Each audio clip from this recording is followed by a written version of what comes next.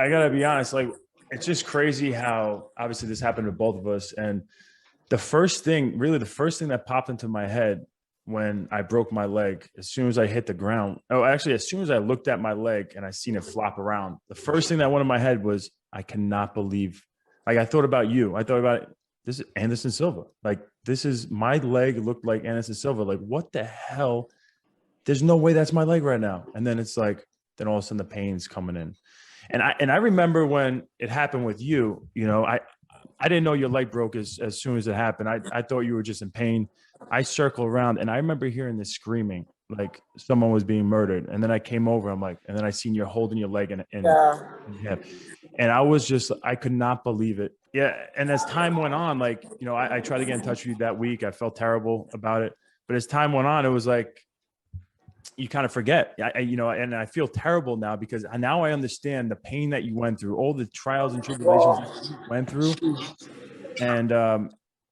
And it just makes me empathize with you so much more with those situations. And to be honest, like I've never even said this out loud, but it's been on my mind really since it's happened.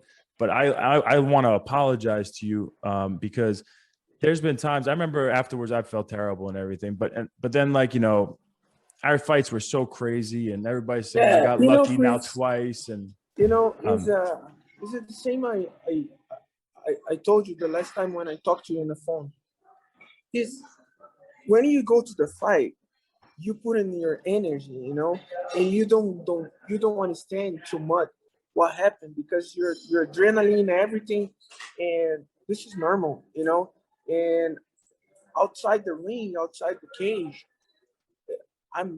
when I go to do the promote the fight, I see your kids, your wife, yeah, don't worry about that because I know everything happened to you in the moment when I broke my leg. I know you don't realize you feeling I'm feel pain but not broke my leg, but I understand. Don't say sorry because when people judge, the people don't understand what happened inside.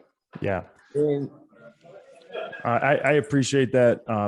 But I still have to get off my chest because it is in my mind. It's almost therapy for me because one of the things that bothers me a little bit about the situation is that there was times I remember right afterwards, I'm doing all these fan meet and greets. We did some together a bunch of times, which is great experiences. But I remember like fans would want me to take pictures, with me checking a leg kick and they're doing it. And I remember saying at first, no, I'm not doing that. That's disrespectful and whatever. And then as time went on, I was like, all right, whatever, I'll do it.